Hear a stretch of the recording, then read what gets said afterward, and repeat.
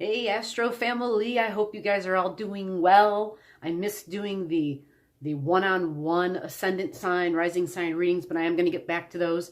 I'm just doing some tweaking and trying to emphasize more on some of the learning because I've got people who've got lots of wonderful questions, and I am all about people learning, especially if they're hungry for it. Keep in mind, anytime you're watching any video, if there's for some reason you don't hear me say, comment your stuff below.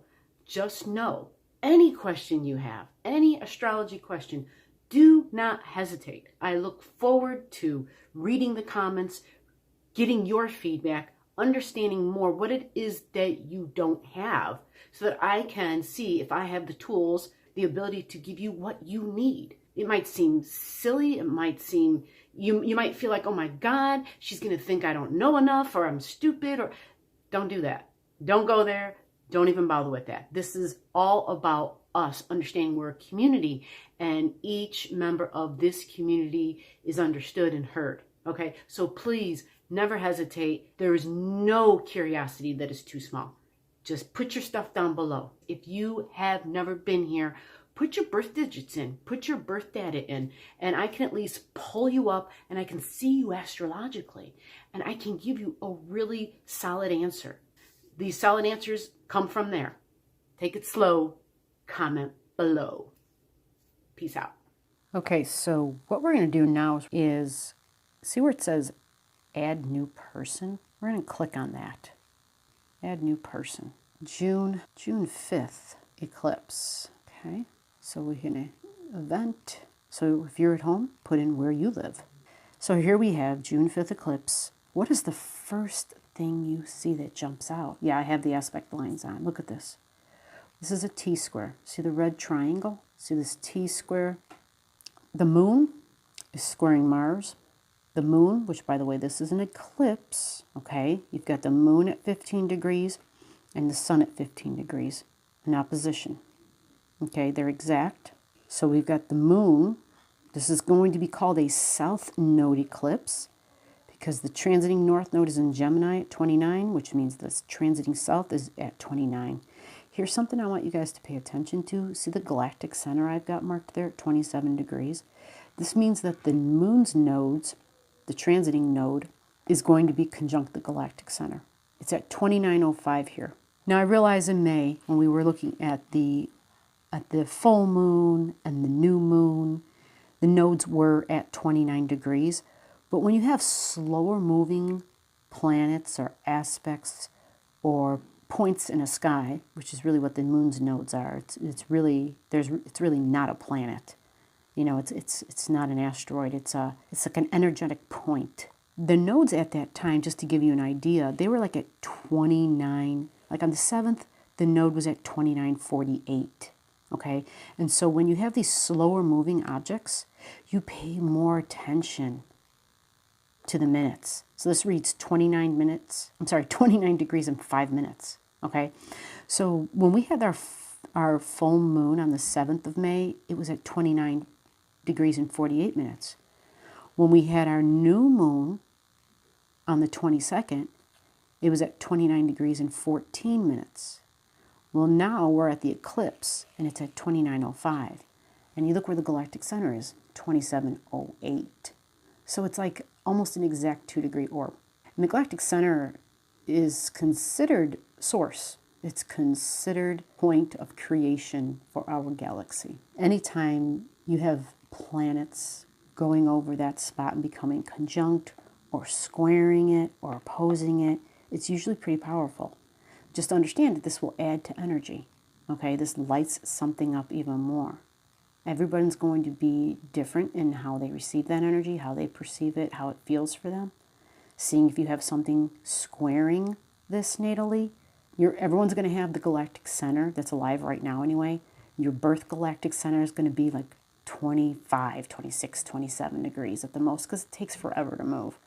But you could have something natally, you could have something in Pisces or in Virgo energy that squares it. So you'd want to find out, because it would be affected at this time because the galactic center is going to also have the nodes getting closer because they go backwards. All right, and so as the node gets closer to 27, it's going to become a bigger deal. And the south node, the galactic center, is 1 point, all right, 27 degrees Sagittarius right now. So when our south node gets to 27 degrees Sagittarius, remember, Sag energy, Jupiter, is what you believe. All right, it is what you believe about your future. Jupiter is all about, I can see the big picture, and therefore it's a great sign for having foresight, and because they can see everything. They see the macro. Not so great on the details, but they see the macro. But with the south node going there, and the south node being, this is what we're letting go of, it's a major release of our beliefs, which is fascinating because back in May, we had all that energy in Gemini. And there's still, the sun is still there, right? The sun is in Gemini. Venus is still retrograding. It's at 12 degrees, very close to the sun, only 3 degrees away. Actually, they would have, because she's going backwards and the sun was going forward, so they would have crossed over, which lights up what I value even more. Let's just be real, with the moon opposing Venus and opposing the sun, moon represents your emotions, your feelings about what you believe. And at the opposite end of it is my love, who I love, what I love, the way I think about what I love, the way I think about who I love, the way I communicate about it. This can tell you a lot of different stories, depending upon who you are in your life. There's a lot of different interesting stories this can bring up. Because we all have free will, folks. You have free will. But understanding these basic energies and the way that they express, and that they have multiple levels of expression, right? Some are on the not so hot list, the vices, and then some are just, hey, a little bit of this, a little bit of that in the middle. And then some are these very high, very altruistic, these really beautiful, virtuous aspects, very virtuous energy. It's just a matter of how often do you operate at which level. But eclipses bring a lot of things. And we already saw a lot of this energy already happen. Because when you have things conjunct an eclipse point or opposing it, you would have already felt it. Like we had a lot of deaths already this year. And so because of all these deaths and because of this pandemic and the information that's coming out, whether it's good information or not, we've been challenging our thinking and questioning it, and same with our beliefs. And through the loss of friends, loved ones, and for those especially who haven't experienced any losses with anybody near them, and so a lot of folks don't think that what's occurring is a real thing, right? Think about that. You're asking yourself, well, nobody I know has passed, and nobody that I know knows anybody that's passed. Like, is this stuff even real? Is it even affecting us? What's going to occur, you see this T-square, right? So we've got the sun and Venus squaring Mars and Neptune. And we've got the moon in the midst of all that. This is a T-square, and T-squares are tough. It's a square this way and a square this way. And so it's our thinking, it's what we believe, and it's what we have faith in. What do we trust? And I talked about earlier, when Mars representing the physical body, Pisces energy is 5D. Pisces energy, it can make the 3D disappear. That is what Piscean energy can do, Neptune. It can make your belief disappear. You see that? It's a square, challenges your beliefs and your thoughts. This will be different for everybody. But the overall energies are going to be the same, right? The basic energies at play and the way they're having, the conversations that they're having are going to be the same. So how does this relate to you in your life? Knowing where Gemini and Pisces and Sagittarius energy is. I'll give you an example in my chart. This would be my first house, actually. This would be in my 11th house. This degree 15, this is going to be in my 8th house. Okay? So 1st, 8th, and 11th. 1st house is me, the way I think, the way I communicate. 8th house, the way I merge energy with others. My beliefs about the way I share my energy, the way I merge and share resources with others. So that's opposing each other. which means they're strong. There might be a challenge, right? Because you've got the moon down here and the sun down here. They're each lighting each other up. And this is the Venus, what I love and value about myself, right? There could be a wake-up call. There might be more things about myself that I am made aware of in the ways that I communicate and think and speak. And siblings could be involved in that picture as well, right? It's Gemini energy or people in my immediate environment, neighbors. You know, there could be an increase of that activity or a decrease. But either way, it's saying stay flexible because you're still learning. You don't have the whole story yet, right? Like this is a major change we're all going through because it's questioning the way we think and the believe. Neptune and Mars, challenging them both. Now, these are the aspects, okay? So this is for all of us. But do I, as an example, do I have any planets here at these degrees in Gemini? I have no planets in Gemini, okay? I have no planets in Sagittarius. So the moon won't be conjunct any planets of mine, all right? None of these will be conjunct any planets of mine because I have nothing in either one of those. But do you? Do you have anything in Gemini at these degrees? Do you have anything in Sagittarius at these degrees? Obviously, I have the galactic center. We all have a galactic center point because it's where the galactic center was located when you were born. I think mine's at 26 degrees because it takes a lifetime to move 1 degree. Do I have anything in Pisces? I do. I have something at Pisces right between the Mars and Neptune. Right here at 17 degrees. So how am I going to be affected? All right. It's going to be in my 11th house. 11th house is my groups, my social circle. Okay. These are the like-minded individuals. This is what I'm doing right now on the internet. This is a spiritual work for me. The 11th house is the internet. Okay. And this is the way I express my spirituality. The 11th house is astrology. And I have Pisces there in that house.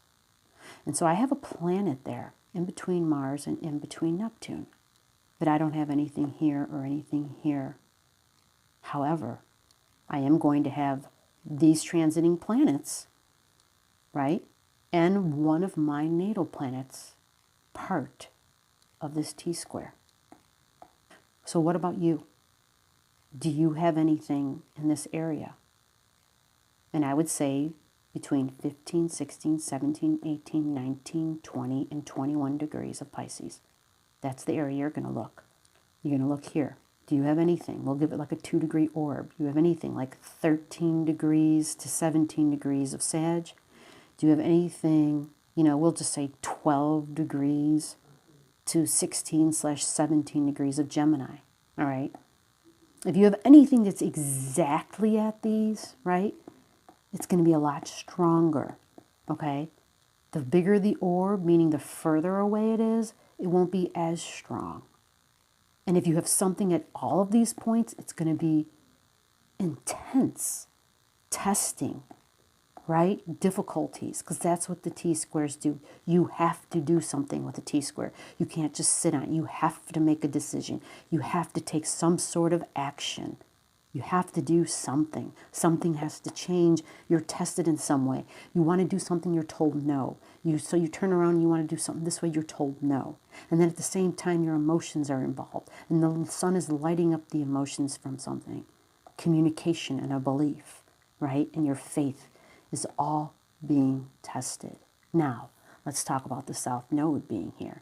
The South Node represents an emotional release. And I'm saying it's an emotional release because it's a moon. It's a moon eclipse, right? It's a lunar eclipse. A South Node lunar eclipse, which means it's an emotional let go, an emotional release. It doesn't sound that awesome, to be honest. These are outdated beliefs, though, okay? We are all changing, okay, on a cosmic level. All right, and this is a process. So the best thing I know to do is to recognize individuals, whoever you may be, that wherever you are on your path isn't better and isn't worse than where I'm at on my path. Your path is a very private thing, okay? And we all don't have to be on the same path, and we all don't have to agree. However, all that's required of us is to recognize that we are different and to be kind and to accept for the sake of accepting. But in being kind, we understand that we're not saying it's okay to be mean or to put fear into other people's hearts. But we do know that following rules for the safety of the highest good for all involved is really the best route to go. Because that's where we're headed. We're headed here, folks. We're leaving the Piscean age. The age of Aquarius is next. There are many cycles in astrology, okay? Many cycles. And there is this outer greater cycle that in the time of Christ, that's when the age of the Piscean began. And we have ended that age. We are now officially going into the age of Aquarius. And it takes a long time to actually get into that age. I forget how many years. It's like a 14,000 year thing. But in my heart, we'll be there when Pluto gets to Aquarius. Saturn and Jupiter are going to go here together. And this is moving forward, setting up structures for the highest good for all involved, moving together as one race, the human race. So when we understand the bigger picture, because this is thinking, okay, thoughts about the future, but the mind of God and information and technology and advancements for humanity, when we understand that that's the route that we're headed for, and we will be learning about it, developing it, and then mastering it, and that's a very long process. Lifetimes and lifetimes and lifetimes and lifetimes and lifetimes. It's not an overnight thing, folks. But when you understand that big picture, then the current picture, it's like, okay, this is just what it is. This is what has to be done. I have to be flexible in my thinking and understand that what I thought was no longer is. And what I thought was going to be, well, it might be that, but it just might not look the way you thought it was going to look. And so we just are being asked to stay open and flexible and have faith. Listen to your higher voice, your higher heart, your higher self. It's not a coincidence that when you have Jupiter and Pluto, when they connect, as they are here, they're 2 degrees apart here. This is known as a big conversion time. When people convert to different ways of believing. So the universe is here to support us in this, in changing our beliefs. You know, Pluto is transformational, dying to an old way, bringing about a new one. Jupiter is the future. Where am I going? And changing all that based, in my structured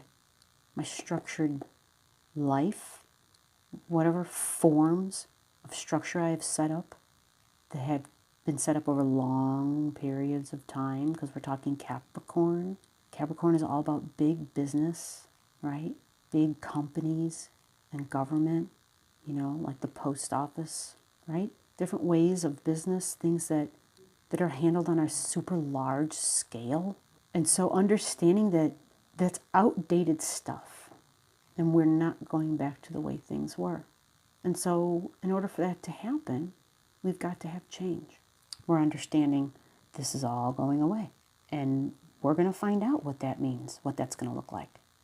December 2020, Saturn and Jupiter together in Aquarius. The dawn of a new day. This is a time, those two together, Saturn is setting up structures that are for the people. It's kind of like a new vision, a new order. Things will be very fast communicating and thinking, fast connecting. Remember, advancements for humanity. Very Aquarian. Stuff I don't even know about, right? This is Tesla type of stuff, right? Tesla. Aquarius. Tesla. No doubt. South Node is past life stuff, okay? So as a race, we are releasing our beliefs as a race. So where is your Sagittarius energy in your chart? You are releasing your beliefs about the way your beliefs. For me, like I said, my 8th house, my beliefs about the way that I merge energy with others. Now, to be in fairness, Sagittarius has a good portion in my 7th house too. So I could be wrong. I have to look at my chart again and see where's this 15 degree happen. It might even be in my 7th house. I have to check. But this was just to give you an example of how you do that for your own chart. You have to ask those questions. If you have any questions, these degrees and dates and timing, you just comment below and I will get back to you and answer your question as thoroughly as I can. But seeing this big red T-square, find out where's Gemini in your chart, where's Pisces in your chart, where's Sag in your chart, okay? Remember, eclipses, the energy is so powerful that for folks who already had things at these exact degrees, these events have likely already happened to them because you can feel them months in advance. And well, we're in May. And so, well, we've heard about a lot of folks who are no longer here, right? I would love to see some of those people's charts because, you know, it's a study. It's a learning process. I would love to see what did they have at these degrees. But knowing the energies and their possibilities, the ways that they can express their inclinations, their potentiality, will help you to navigate these waters of these times. All right, so I hope this has put some light upon your path. Take care, stay sane, spend plenty of time with tuning in with your personal private crew, the one that dwells within. All right, I'm out. Bye-bye.